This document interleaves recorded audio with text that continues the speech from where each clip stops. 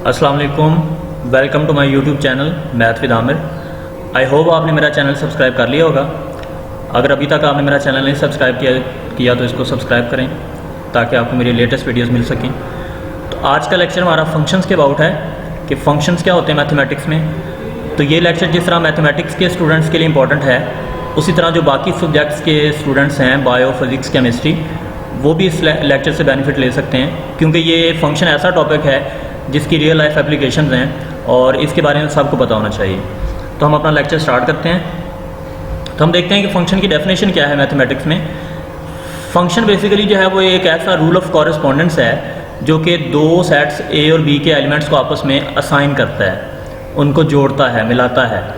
लेकिन ये ज्वाइन किस तरह से करता है दो सेट्स के एलिमेंट्स को? ये इस रूल के तहत ज्वाइन करता है कि जो सेट ए है उसका एग्जैक्टली जो वन एलिमेंट है वो सेट बी के साथ असाइन होना चाहिए। यानी जो सेट ए है, जिसको हम सेट ऑफ इनपुट्स कहते हैं, इनपुट का सेट कहते हैं, उसका हर एलिमेंट जो है वो सेट बी जो कि सेट ऑफ आउटपुट्स है उसके किसी एक एलिमेंट के साथ असाइन होना चाहिए उसको। तो जो हमारा सेट ए होता है इसको हम फंक्शन की डोमेन कहते हैं, डोमेन ऑफ द फंक्शन। और जो सेट बी है उसको हम फंक्शन की रेंज कहते हैं, रेंज ऑफ द फंक्शन। तो अब ये डोमेन और रेंज बेसिकली इनपुट्स और आउटपुट्स ही हैं। यानी जो इनपुट्स हैं उसको हम डोमेन्स का नाम दे देते हैं और जो आउटपुट्स हैं उनको हम रेंज का नाम दे देते हैं। लेकिन ये जो रूल है, इस रूल के तहत जो एलिमेंट्स हम असाइन करेंगे वही फंक्शन जो बनाएंगे। इस रूल से हम बाहर नहीं जा सकते। वो रूल ये कहता है कि एक इनपुट की एक ही आउटपुट होनी चाहिए, एक इनपुट की एक से ज़्यादा आउटपुट्स नहीं होनी चाहिए। अच्छा, इसके बाद हम देखते हैं कि फ़ंक्शन जो है वो बिल्कुल एक मशीन की तरह एक्ट करता है। जिस तरह हमारी रियल लाइफ में मशीन्स होती हैं, मशीन क्या किस रूल के तहत वर्क करती है? मशीन इस प्रिंसिपल पे वर्क करती है कि हम उसको इनपुट्स देते हैं और वो हमें उन इनपुट्स को प्रोसेस करती है और उसके बाद हमें रिज़ल्ट के तौर पे आउटपुट मिलती है। तो जो फंक्शन है वो भी बिल्कुल इसी तरह से वर्क करता है। यानी हम उसको इनपुट्स के तौर पे कुछ नंबर्स देते हैं, वो जो फंक्शन है उन नंबर्स को प्रोसेस करता है और उसके बाद हमें आउटपुट के तौर पे कुछ रिज़ल्ट मिलता है। तो अब इसकी रियल लाइफ के अंदर आप मिसाल देख लें कि जिस तरह एक जूसर मशीन है, तो हम जूसर मशीन जो है वो यूज़ करते हैं अपनी डेली लाइफ में। तो वो जूसर मशीन किस तरह से वर्क करती है कि हम उसके अंदर अगर फॉर एग्ज़ाम्पल हम मिल्क शेक बना रहे हैं, मैंगो शेक बना रहे हैं या एप्पल शेक बना रहे हैं, तो हम इनपुट्स के तौर पे उसके अंदर मैंगोज़ डालेंगे, उसके अंदर आइस डालेंगे, उसके अंदर हम शुगर डालेंगे। तो ये सारी उसकी इनपुट्स होंगी। तो उसके बाद वो जो मशीन है हम उसको चलाते हैं, वो प्रोसेस करती है और उसके बाद आउटपुट के तौर पे हमें जो है वो मैंगो शेक मिलेगा।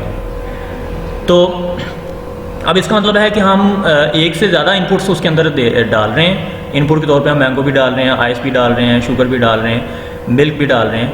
तो लेकिन हमें उसकी आउटपुट जो है वो एक ही मिल रही है, हमें मैंगो शेक मिलेगा। बिल्कुल इसी तरह से फंक्शन के अंदर हम इनपुट के तौर पे अगर हमारे पास एक से ज़्यादा इनपुट्स हैं तो उनकी आउटपुट एक हो सकती है। लेकिन ऐसा नहीं हो सकता है कि एक इनपुट की हमें एक से ज़्यादा आउटपुट्स मिल जाए। अब ऐसा नहीं हो सकता कि हम एक बार जो है वो मशीन के अंदर मैंगोज़ डालते हैं, हमें मैंगो शेक मिल जाए, और अगली बार हम मैंगोज़ डालें और हमें एप्पल शेक मिल जाए। ऐसा पॉसिबल नहीं है, रियल लाइफ में भी ऐसा पॉसिबल नहीं है और मैथ के अंदर भी ऐसा पॉसिबल नहीं है। तो फिर से मैं एक दो बार रिपीट करता हूँ इस बात को कि एक इनपुट की एक ही आउटपुट हो सकती है, लेकिन एक से ज़्यादा इनपुट्स की एक आउटपुट हो सकती है। एक इनपुट की एक ही आउटपुट होगी, लेकिन आपके पास अगर एक से ज़्यादा इनपुट्स हैं तो उनकी भी एक आउटपुट हो सकती है। तो अब हम देखते हैं कि रिलेशन, हर जो फंक्शन है वो एक रिलेशन होता है, लेकिन जो हर रिलेशन है वो एक फंक्शन नहीं होता। अब जिस तरह से हम देखते हैं कि ये हमारे पास एक रिलेशन लिखा हुआ है। अब ये जो रिलेशन है ये किस तरह से एलिमेंट्स को असाइन कर रहा है? इसने जो पहला सेट है उसका जो एलिमेंट 1 है उसको ए के साथ असाइन कर दिया है, 2 को बी के साथ असाइन कर दिया है, 4 को सी के साथ असाइन कर दिया है। तो ये एक रिलेशन है, लेकिन ये फंक्शन नहीं है। फंक्शन ना होने की वजह क्या है कि ये जो पहला सेट है इसके अंदर एक ऐसा एलिमेंट मौजूद है, ये वाला 3, जिसकी दूसरे सेट में कोई आउटपुट मौजूद नहीं है। तो फंक्शन, किसी रिलेशन का फंक्शन होने के लिए ये ज़रूरी है कि वो दो कंडीशंस को पूरा करे। पहली कंडीशन तो ये है कि एक इनपुट की एक ही आउटपुट होनी चाहिए, और दूसरी कंडीशन ये है कि जो सेट ए है, जो कि सेट ऑफ इनपुट्स है, उसका कोई भी एलिमेंट जो है वो फ्री नहीं होना चाहिए, क्योंकि अगर पहले सेट का कोई एलिमेंट फ्री हो गया तो वो फंक्शन नहीं होगा, वो रिलेशन होगा लेकिन फंक्शन नहीं होगा। इसी तरह से अगर हम ये देखें कि ये जो दूसरी एग्जांपल है, इसके अंदर एक इनपुट की दो आउटपुट्स हैं। मतलब फॉर एग्जांपल जिस तरह 2 है तो इसका जो एलिमेंट 2 है इसकी आउटपुट जो है वो ए भी है, उसकी आउटपुट बी भी है। तो ऐसा पॉसिबल नहीं है, एक इनपुट की दो आउटपुट्स आप नहीं लिख सकते। हाँ, 2 इनपुट्स की एक आउटपुट हो सकती है। तो इस तरह से ये भी फंक्शन नहीं है, ये रिलेशन है लेकिन फंक्शन नहीं है। अब अगर हम थर्ड एग्जांपल पे गौर करें तो ये फंक्शन है, क्योंकि इसमें 1 की आउटपुट भी ए है, 2 की आउटपुट भी ए है, 3 की बी है, 4 की सी है। तो एक इनपुट की एक ही आउटपुट है। ये ज़रूर है कि 2 इनपुट की एक आउटपुट है, लेकिन जो फर्स्ट कंडीशन है फंक्शन होने की वो यहाँ पे पूरी हो रही है। यानी फर्स्ट कंडीशन ये है कि एक इनपुट की एक ही आउटपुट होनी चाहिए, और दूसरी कंडीशन ये है कि जो पहला सेट है, सेट ऑफ इनपुट्स वाला सेट है, इसका कोई भी एलिमेंट फ्री नहीं होना चाहिए।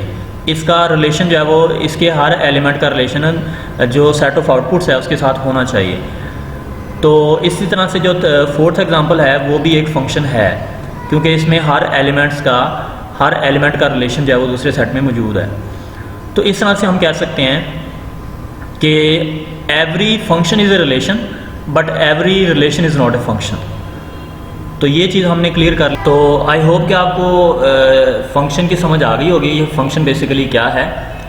फंक्शन बिल्कुल एक जो है वो मशीन है, जिस तरह मैंने पहले बताया। जिस प्रोसेस पे मशीन वर्क करती है उसी प्रोसेस पे जो है फंक्शन भी वर्क करता है।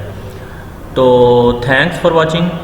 ये छोटी सी काविश आपको ज़रूर जो है पसंद आई होगी, तो अपने कीमती आराज़ से भी आप आगाह करें ताकि मैं मज़ीद इस तरह की वीडियोज़ बना सकूँ। Thank you very much.